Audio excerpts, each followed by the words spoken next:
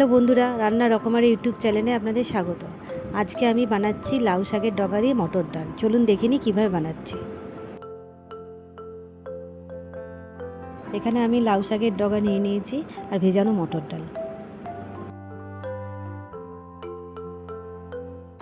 এখানে আমি শাকগুলো ভালো করে কেটে নেব।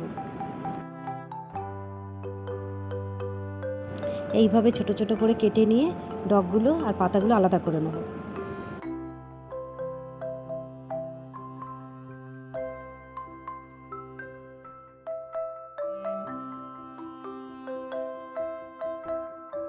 এই লাউ শাকের ডগাগুলো খুবই পাতলা, ওই জন্য কচি একদম। তো এইভাবে ডগাগুলো একটু ঘষে নেবেন, তাহলে ছাড়ানো যাবে। বন্ধুরা, আমার রান্না যদি আপনাদের ভালো লেগে থাকে, আমার চ্যানেলে এরকম অনেক রকম রান্নার রেসিপি রয়েছে, তার লিঙ্ক আই বাটনে দেওয়া রয়েছে, দেখে আসা অনুরোধ রইল।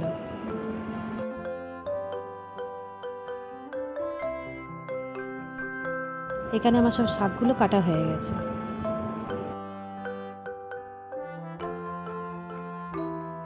প্রেসার কুকারের মধ্যে ডালগুলো দিয়ে দিলাম, অল্প জল দিয়ে আর একটু নুন দিয়ে ঢাকা দিয়ে দিলাম। একটা সিটি দেওয়ার জন্য বসিয়ে দেবো।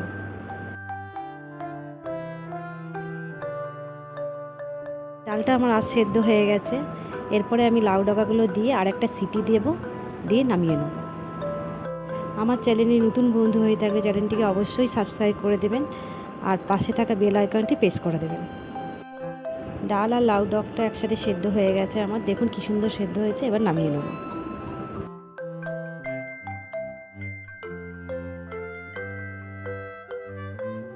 এবার একটু আদা ঘষে নিচ্ছি ডালে ফোড়ন দেওয়ার জন্য। কড়াইতে তেল দিয়ে একটু জিরে ফোড়ন, তেজপাতা আর শুকনো লঙ্কা ফোড়ন দিয়ে একটু ভাজা ভাজা হয়ে যাবে।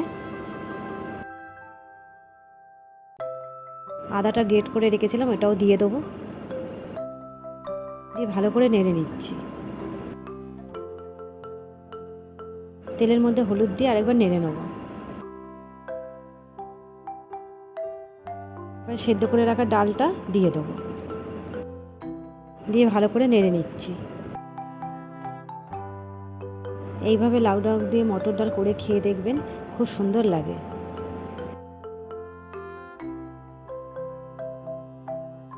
পরিমাণ মতো চিনি দিয়ে নামিয়ে নিলেই আমাদের রেডি লাউ শাক দিয়ে মটর ডাল। আজকে রান্নাটা কেমন লাগলো আমাকে কমেন্টে অবশ্যই জানাবেন। ভালো লাগলে একটা লাইক করবেন, বন্ধুদের সাথে শেয়ার করবেন। আমার চ্যানেলে নতুন বন্ধু হয়ে থাকলে চ্যানেলটিকে সাবস্ক্রাইব করে দেবেন। দেখা হচ্ছে পরবর্তী কোনো রান্না নিয়ে।